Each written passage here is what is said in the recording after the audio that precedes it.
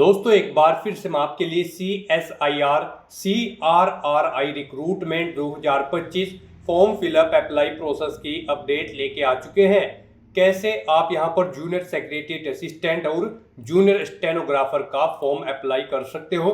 209 vacancies निकली हुई है जिसके लिए आप ऑल ओवर इंडिया से अप्लाई कर सकते हो। मेल और फीमेल दोनों कैंडिडेट फॉर्म फिल कर सकते हैं। ऑनलाइन आवेदन करते समय आपको कोई भी ऐसी गलती या फिर मिस्टेक नहीं करनी होगी जिनके करने से आपके एप्लीकेशन फॉर्म रिजेक्ट हो सकते हैं। और ऑनलाइन अप्लाई करते समय आपको कुछ महत्वपूर्ण बातों का भी ध्यान रखना होगा, तभी आपके फॉर्म सक्सेसफुली सबमिट किए जाएंगे।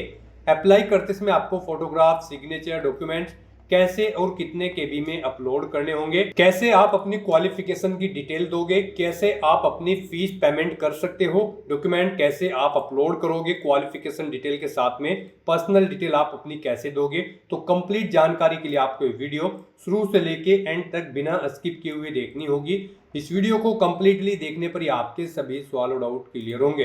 तो चलिए दोस्तों बिना कोई वक्त गंवाए शुरू करते हैं CSIR रिक्रूटमेंट 2025 फॉर्म फिलअप की पूरी जानकारी। फॉर्म भरने से पहले आपको सबसे पहले हमारी वेबसाइट IND सरकारी नौकरी के इस पेज पर विजिट करना होगा, जिसका लिंक आपको नीचे description plus first comment box में मिल जाएगा। और हमारे इस पेज पर विजिट करके आप यहां से CSIR रिक्रूटमेंट 2025 के लिए फॉर्म अप्लाई कर सकते हो।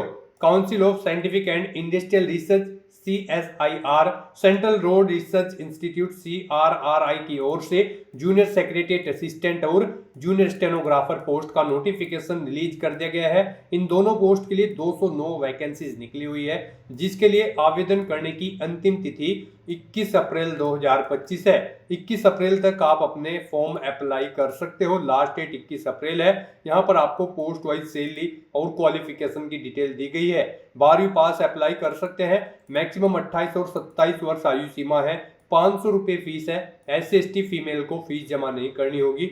Return skill test, document verification final merit list के आधार पर सिलेक्शन होगा। ऑनलाइन अप्लाई कर सकते हो। ऑल इंडिया से अप्लाई कर सकते हो। यहाँ पर CRRI.DOM.gov.in की ऑफिशियल वेबसाइट है, जिससे आपको ऑनलाइन अप्लाई करना होगा। इंपोर्टेंट लिंक सेक्शन के अंतर्गत ऑफिशियल नोटिफिकेशन PDF लिंक पर क्लिक करके आप इसकी ऑफिशियल PDF डाउनलोड कर सकते हो। इसमें आपको सबसे पहले डेट की इंफॉर्मेशन दे दी गई है, कब से कब तक आप अप्लाई कर सकते हो, कब आपका एग्जाम कंडक्ट होगा, क्वालिफिकेशन पोस्ट वाइज आपकी क्या रहेगी, क्या post of number of vacancies है, एज लिमिट की जानकारी, सैलरी डिटेल आपको यहाँ पर दे दी गई है। उसके बाद में यहाँ पर आपको पोस्ट और कैडर और कैटेगरी वाइज वैकेंसीज की कंप्लीट इंफॉर्मेशन दे दी गई है। फीस पेमेंट की इंफॉर्मेशन आपको दी गई है। एज लिमिट और एज रिलैक्सेशन, किस कैटेगरी को कितनी छूट दी जा रही है। SC/ST के 5 साल की है, OBC NCL के लिए 3 साल, PWBD NGO के लिए 10 साल। इसी तरह सभी कैटेगरी के लिए एज रिलैक्सेशन आप चेकआउट कर सकते हो। उसके बाद में यहाँ पर आपको एग्जाम पैटर्न की डिटेल दी गई है। जिसका एग्जाम होगा उसके लिए पूरा पैटर्न दिया गया है, जो आप यहाँ से चेकआउट कर सकते हो। पैटर्न के साथ साथ में आपको स्किल टेस्ट की डिटेल और सिलेबस की कंप्लीट इंफॉर्मेशन दे दी गई है। और साथ ही साथ दोस्तों इसी PDF में आपको हाउ टू अप्लाई का कंप्लीट प्रोसीजर दिया गया है। तो अप्लाई ऑनलाइन करने से पहले आपको ये ऑफिशियल नोटिफिकेशन की PDF पूरा पढ़ना अनिवार्य है। इसको पूरा पढ़ने से आपके सभी सवाल और डाउट क्लियर होंगे।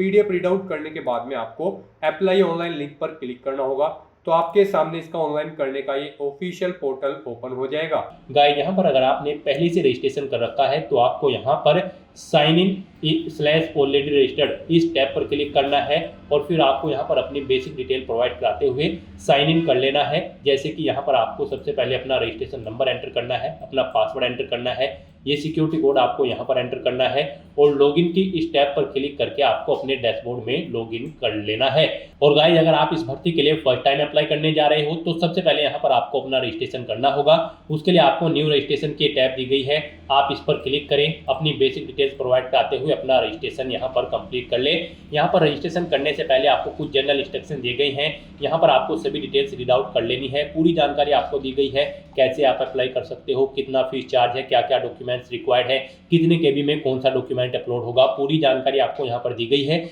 आप इन्हें रीड करें, इस चेकबॉक्स को ओके करें। उसके बाद यहाँ पर आप स्टार्ट एप्लीकेशन फॉर्म की स्टेप पर क्लिक कर दें। उसके बाद यहाँ पर आपके सामने कुछ इस तरह से इंटरफेस ओपन होगा। गाइस यहाँ पर आपको अपना मोबाइल नंबर एंटर करना है, उसके बाद आपको यहाँ पर सेंड ओटीपी की स्टेप पर क्लिक करना है। उसके बाद आपके मोबाइल नंबर पर एक ओटीपी आएगा, वो ओटीपी आपको यहाँ पर एंटर करके अपना मोबाइल नंबर वेरीफाई कर लेना है। उसके बाद आपको अपनी ईमेल आईडी एंटर करनी है, फिर आपको सेंड ओटीपी ऑप्शन पर क्लिक करना है। उसके बाद आपकी ईमेल आईडी पर एक ओटीपी आएगा, वो ओटीपी भी आपको यहाँ पर एंटर करके अपनी ईमेल आईडी को भी वेरीफाई कर लेना है।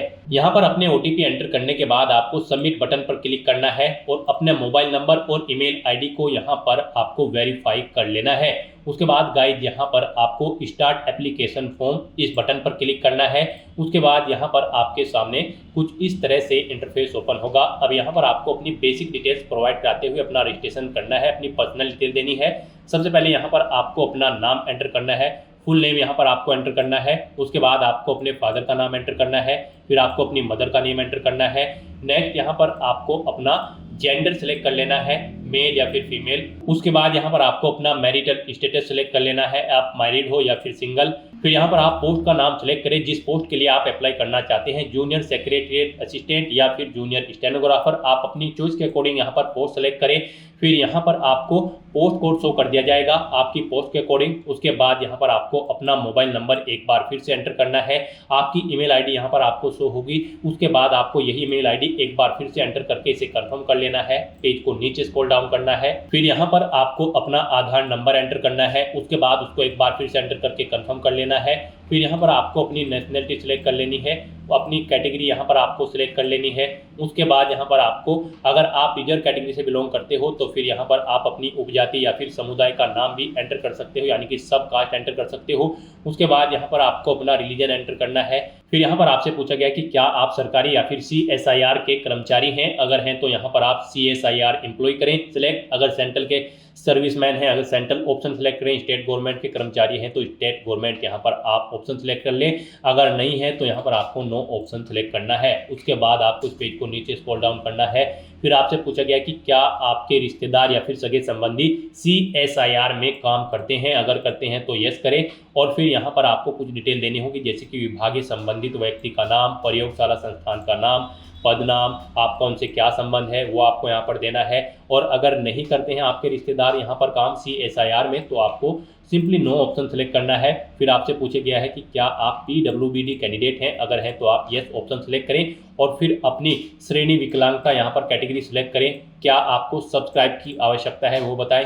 उसके बाद अगर आप PWBD कैंडिडेट नहीं हैं तो आपको नो ऑप्शन सेलेक्ट करना है। फिर आपसे पूछा गया कि क्या आप भूतपूर्व सैनिक हैं, अगर हैं तो आप यस ऑप्शन सेलेक्ट करें। और फिर यहाँ पर आप कार्यभार ग्रहण करने की तिथि सेलेक्ट करें, कार्य मुक्त होने की तिथि सेलेक्ट करें। और अगर नहीं है तो यहाँ पर आपको सिंपली नो ऑप्शन सेलेक्ट करना है। फिर यहाँ पर आपको अपनी डेट ऑफ बर्थ सेलेक्ट करनी है। यहाँ पर आपकी डेट ऑफ बर्थ आपकी 10वीं क्लास की मार्कशीट के अकॉर्डिंग या फिर आपके बर्थ सर्टिफिकेट के अकॉर्डिंग होनी चाहिए। आयु की गणना आपकी 21/4/2025 से की जाएगी। फिर यहाँ पर आपको अपना cadre lab institute preference select करनी है। गाइस यहाँ पर आप सबसे पहले अपना कैडरे सेलेक्ट करें। यहाँ पर आप जिस कैडरे में जॉब करना चाहते हैं अपनी चॉइस के अकॉर्डिंग यहाँ पर आप कैडरे सेलेक्ट करें। उसके बाद यहाँ पर आपको लैब सेलेक्ट करनी है, किस लैब को आप प्रेफरेंस देना चाहते हैं फर्स्ट नंबर पर, यहाँ पर आप अपने अकॉर्डिंग ऑप्शन सेलेक्ट करें। फिर यहाँ पर आपको लैब प्रेफरेंस दी गई है, सेकंड चॉइस आपको अपनी लैब की यहाँ पर सेलेक्ट कर लेनी है। आप जिसे फर्स्ट नंबर पर प्रेफरेंस देना चाहते हैं उसे फर्स्ट नंबर पर सेलेक्ट करें, जिसे सेकंड नंबर पर देना चाहते हैं उसे सेकंड नंबर पर, और जिसे थर्ड नंबर पर प्रेफरेंस देना चाहते हैं उसे आप थर्ड नंबर पर सेलेक्ट करें, और जिसे फोर्थ नंबर पर प्रेफरेंस देना चाहते हैं उसे आप फोर्थ पर, और जिसे 5 पर तो उसे आपको 5 नंबर पर सेलेक्ट करना है। इस तरह से यहाँ पर आपको अपनी कैडरे की चॉइस और लैब प्रेफरेंस देनी है। फिर यहाँ पर आपको सेकंड कैडरे चॉइस सेलेक्ट कर लेनी है। ऐसे ही यहाँ पर आपको इसमें भी लैब प्रेफरेंस दे देनी है 1 बाय 1 करके अपनी चॉइस के अकॉर्डिंग। फिर ऐसे ही यहाँ पर आपको थर्ड नंबर पर अपनी कैडरे प्रेफरेंस देनी है। फिर यहाँ पर आपको अपनी एग्जाम सिटी सेलेक्ट कर लेनी है, केवल एक ही चॉइस आपके पास है, दिल्ली NCR सेलेक्ट करें। फिर आपको अपने कंप्यूटर की नॉलेज के बारे में इंफॉर्मेशन देनी है, क्या आप समय समय पर DOPT द्वारा निर्धारित मानदंडों के अनुसार आंसू लिपि में प्रवीणता रखते हैं, अगर रखते हैं तो यस करें। और फिर अगर नहीं रखते हैं तो आपको नो ऑप्शन सेलेक्ट करना होगा। फिर आप एलिजिबल नहीं होंगे इस भर्ती में पार्टिसिपेट करने के लिए, तो यहाँ पर आपको यस ही ऑप्शन सेलेक्ट करना होगा। उसके बाद आपसे पूछा गया कि क्या आप आंसू लिपि प्रवीणता परीक्षा का माध्यम आपको यहाँ पर माध्यम बताना है। जो परीक्षा होगी, रिटन एग्जाम होगा, उसमें आप क्वेश्चन पेपर किस लैंग्वेज में जाते हैं, हिंदी या फिर इंग्लिश, आप अपनी चॉइस के अकॉर्डिंग ऑप्शन सेलेक्ट करें। फिर यहाँ पर आपको अपना कोरोस्पोंडेंस एड्रेस एंटर करना है। उसके बाद आपको अपना परमानेंट एड्रेस एंटर करना है। और अगर आपका परमानेंट एड्रेस आपके कोरोस्पोंडेंस एड्रेस के अकॉर्डिंग सेम है तो आप इस चेकबॉक्स को ओके कर दें। ऑटोमेटिकली आपका परमानेंट एड्रेस आपके कोरोस्पोंडेंस एड्रेस के अकॉर्डिंग फिल हो जाएगा। उसके बाद गाइस यहाँ पर आपको ये कैप्चा कोड इस बॉक्स में एंटर करना है। इस चेकबॉक्स को आपको ओके करना है और फिर यहाँ पर आपको सबमिट के इस बटन पर क्लिक कर देना है। फिर आपने पीछे जो डिटेल प्रोवाइड कराई है उसका पूरा प्रीव्यू यहाँ पर आपको शो कर दिया गया है। आप सभी डिटेल्स चेकआउट करें, पेज को नीचे स्क्रॉल डाउन करें, कहीं पर कोई मिस्टेक है तो आप एडिट डिटेल ऑप्शन पर क्लिक करके एडिट कर लें। अगर सभी डिटेल्स ओके हैं तो बस यहाँ पर अब आपको कंफर्म डिटेल्स इस ऑप्शन पर क्लिक कर देना है। यहाँ पर आपके एप्लीकेशन फॉर्म का फर्स्ट स्टेप कंप्लीट हो चुका है, रजिस्ट्रेशन का। उसके बाद आपको अपना एप्लीकेशन फॉर्म फिल करना है, अपने डॉक्यूमेंट अपलोड करने हैं और फीस पेमेंट करते हुए यहाँ पर आपको 4 स्टेप में अपना फॉर्म यहाँ पर कंप्लीट कर लेना है। तो यहाँ पर अब आपको कंप्लीट एप्लीकेशन फॉर्म की स्टेप पर क्लिक करना है। उसके बाद आपके सामने यहाँ पर एप्लीकेशन फॉर्म ओपन हो जाएगा। यहाँ पर आपको कुछ डिटेल्स आपकी ऑटोमेटिकली फिर मिल जाएगी जो आपने यहाँ पर रजिस्ट्रेशन टाइम पे प्रोवाइड कराई है। अब आप इस पेज को नीचे स्क्रॉल डाउन करें और अब यहाँ पर आपको अपनी एजुकेशनल क्वालिफिकेशन की डिटेल देनी है। गाइस यहाँ पर हम आपको जूनियर सेक्रेटरीट असिस्टेंट की पोस्ट के लिए अप्लाई करके दिखा रहे हैं। इस पोस्ट पर अप्लाई करने के लिए आपका 12वीं क्लास पास आउट होना जरूरी है या फिर इसके इक्विवेलेंट आपकी क्वालिफिकेशन होनी चाहिए, प्लस प्रोफिशिएंसी होनी चाहिए आपकी कंप्यूटर टाइपिंग स्पीड में। और आपको यहाँ पर computer as per the prescribed norms fixed by DOPT भी टाइम टू टाइम आना चाहिए। यहाँ पर अगर आप जूनियर स्टेनोग्राफर की पोस्ट के लिए अप्लाई करते हैं तो भी आपका 12वीं क्लास पास आउट होना जरूरी है या फिर इसके समकक्ष कोई एग्जाम आपका पास आउट होना जरूरी है। प्रोफिशिएंसी होनी जरूरी है आपकी स्टेनोग्राफी में और यहाँ पर DOPT भी आपको आनी चाहिए। तो इस तरह से यहाँ पर आपको पोस्ट के अकॉर्डिंग अपनी क्वालिफिकेशन देनी है। सबसे पहले यहाँ पर आपको अपनी 10वीं क्लास की डिटेल देनी है। यहाँ पर आप सबसे पहले बोर्ड का नाम एंटर करें। उसके बाद कब आपने अपनी 10वीं क्लास पास आउट की है वो ईयर आप यहाँ पर सिलेक्ट करें। अपनी मार्क्स बताएं, आपके मार्क्स परसेंटेज में है या फिर CGPA में है, आप ऑप्शन सेलेक्ट करें। परसेंटेज में अगर हैं तो यहाँ पर आप अपनी परसेंटेज एंटर कर दें, कितने % मार्क्स आपने 10वीं क्लास में ऑब्टेन किए हैं। और अगर CGPA में है तो यहाँ पर आप CGPA ऑप्शन सेलेक्ट करें और अपना CGPA यहाँ पर आप एंटर कर दें। उसके बाद यहाँ पर आपको अपनी 12वीं क्लास की डिटेल सेम ऐसे ही प्रोवाइड करनी है। यहाँ पर भी आपको पहले अपने बोर्ड का नाम देना है। उसके बाद यहाँ पर आपको पासिंग ईयर सेलेक्ट करना है, कब आपने अपना 12वीं क्लास कंप्लीट की है। फिर आपको बताना है आपके मार्क्स परसेंटेज में है या फिर CGPA में है, आप अपने अकॉर्डिंग ऑप्शन सेलेक्ट करें। परसेंटेज में है तो यहाँ पर आप अपनी परसेंटेज एंटर कर दें। उसके बाद यहाँ पर आपने अगर कोई और क्वालिफिकेशंस कर रखी हैं तो उनकी डिटेल्स यहाँ पर आप प्रोवाइड करा सकते हो, जैसे कि ग्रेजुएट या फिर पोस्ट ग्रेजुएट। यहाँ पर अगर आपने ग्रेजुएशन कर रखी है तो अपनी यूनिवर्सिटी का नाम दे, कॉलेज का नाम दे, नेम ऑफ डिग्री यहाँ पर एंटर करें, पासिंग स्टेटस बताएं, आप पास हो या फिर रिजल्ट अवेटेड है या फिर अपियर्ड हो, आप अपने अकॉर्डिंग ऑप्शन सेलेक्ट करें और फिर ऐड/अपडेट बटन पर क्लिक करके अपनी ये डिटेल यहाँ पर ऐड कर दें। यहाँ पर आप 1 बाय 1 करके एक से ज़्यादा क्वालिफिकेशन अपनी ऐड कर सकते हो। उसके बाद यहाँ पर गाइड आपको अपने वर्क एक्सपीरियंस की डिटेल देनी है। अगर आपको वर्क एक्सपीरियंस है तो यहाँ पर आप अपनी ऑर्गेनाइजेशन का टाइप सेलेक्ट करें, वो प्राइवेट है, सेंट्रल गवर्नमेंट है या फिर स्टेट गवर्नमेंट है या फिर पब्लिक सेक्टर है, आप अपने अकॉर्डिंग ऑप्शन सेलेक्ट करें। फिर यहाँ पर ऑर्गेनाइजेशन का नाम दें, अपनी डेजिग्नेशन बताएं, किस डेजिग्नेशन पर आप कार्यरत थे। उसके बाद किस डेट से किस डेट तक आपने काम किया है, वो डेट यहाँ पर आप सेलेक्ट करें कैलेंडर में से और फिर ऐड/अपडेट बटन पर क्लिक करके अपना एक्सपीरियंस की डिटेल यहाँ पर आप ऐड कर दें। एक से ज़्यादा जगह वर्किंग एक्सपीरियंस है तो वो भी यहाँ पर आप ऐड कर सकते हो। और अगर एक्सपीरियंस नहीं है तो इस सेक्शन को आप खाली छोड़ दें। उसके बाद आप इस पेज को नीचे स्क्रॉल डाउन करें, इस चेक बॉक्स को ओके करें और फिर गाइड यहाँ पर आप सबमिट के इस बटन पर क्लिक कर दें। उसके बाद आपने जो डिटेल फिल की है उसका पूरा प्रीव्यू आपको शो कर दिया गया है। आप पेज को नीचे स्क्रॉल डाउन करें, कहीं पर कोई मिस्टेक है तो आप एडिट डिटेल ऑप्शन पर क्लिक करके एडिट कर ले, नहीं तो गाइस यहाँ पर अब आपको कंफर्म डिटेल के इस बटन पर क्लिक कर देना है। फिर यहाँ पर आपको दोबारा से आपके डैशबोर्ड में इंडायरेक्ट कर दिया जाएगा। यहाँ पर आपके एप्लीकेशन फॉर्म का सेकंड स्टेप भी कंप्लीट हो चुका है। अब आपको थर्ड स्टेप कंप्लीट करना है। उसके लिए आपको दोबारा से कंप्लीट एप्लीकेशन फॉर्म की स्टेप पर क्लिक करना है। नेक्स्ट आपके सामने कुछ इस तरह से इंटरफेस ओपन होगा। अब यहाँ पर आपको अपने डॉक्यूमेंट अपलोड करने हैं। यहाँ पर आपको गाइडलाइन दी गई है, आपको दी गई गाइडलाइंस के अकॉर्डिंग अपने डॉक्यूमेंट अपलोड करने हैं। गाइड यहाँ पर आपको अपना फोटो, सिग्नेचर, कास्ट सर्टिफिकेट, 10वीं 12वीं के सर्टिफिकेट और मार्कशीट अपलोड करने हैं। इनके लिए आपको गाइडलाइन दी गई है। इसी गाइडलाइन के अंतर्गत आपको अपने डॉक्यूमेंट अपलोड करने हैं, अदरवाइज आपका एप्लीकेशन फॉर्म यहाँ पर रिजेक्ट हो सकता है। यहाँ पर आपका फोटो जेपीजी फॉर्मेट में होना चाहिए, 10 से 200 केबी के बीच में होना चाहिए, 3.5 सेंटीमीटर इंटू 4 सेंटीमीटर उसका साइज होना चाहिए। सिग्नेचर आपके 4 केबी से 30 केबी के बीच में होने चाहिए, उनका साइज 3.5 सेंटीमीटर इंटू 1.5 सेंटीमीटर होना चाहिए। और बाकी के जो डॉक्यूमेंट है आपके यहाँ पर पीडीएफ फॉर्मेट में होने चाहिए और 10 केबी से 500 केबी के बीच में उनका साइज होना चाहिए। तो यहाँ पर आपको सबसे पहले सेलेक्ट करना है आप किस डॉक्यूमेंट को अपलोड करना चाहते हैं। जैसे कि अगर आप फोटो सेलेक्ट करते हो, फिर यहाँ पर आपको चूज फाइल बटन पर क्लिक करना है, फाइल को सेलेक्ट कर लेना है और उसके बाद आपको अपलोड बटन पर क्लिक करके अपने ये डॉक्यूमेंट को 1 बाय 1 करके अपलोड कर देना है। उसके बाद आप व्यू के लिंक पर क्लिक करके अपने सभी डॉक्यूमेंट्स यहाँ पर व्यू कर सकते हो। डिलीट करना चाहते हो तो आप डिलीट कर सकते हो। यहाँ पर फोटो अपलोड करने के बाद आपको अपना सिग्नेचर अपलोड करना है। आप सिग्नेचर ऑप्शन सेलेक्ट करें, उसके बाद चूज फाइल बटन पर क्लिक करें, अपने सिग्नेचर यहाँ पर आप सेलेक्ट करें और उसके बाद आप अपलोड बटन पर क्लिक करके उन्हें भी यहाँ पर अपलोड कर दें। इस तरह से आपको 1 बाय 1 करके अपने इन सभी डॉक्यूमेंट्स को अपलोड कर देना है। इस तरह से अपने सभी डॉक्यूमेंट्स अपलोड करने के बाद आपको इस चेकबॉक्स को ओके करना है और फिर गाइस यहाँ पर आपको सबमिट के इस बटन पर क्लिक कर देना है। नेक्स्ट आपके सामने कुछ इस तरह से इंटरफेस ओपन होगा। यहाँ पर आपको फीस के इंटरफेस पर डायरेक्ट किया गया है।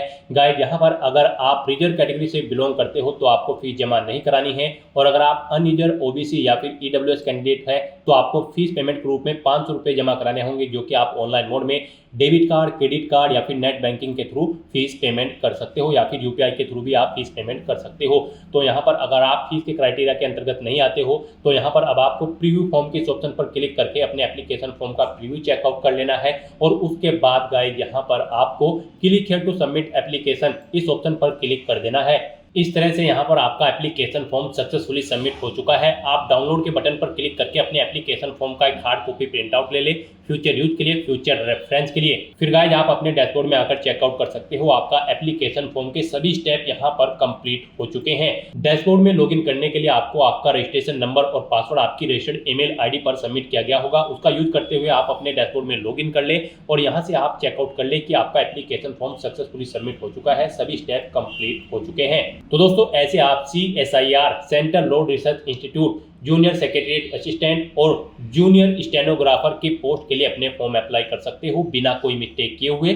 आज की इस वीडियो में बस इतना ही। आई होप ये वीडियो आपको पसंद आई होगी। अगर पसंद आई हो तो इसे लाइक और शेयर करें, चैनल पर नए हो तो इसे सब्सक्राइब कर लें। Thanks for watching.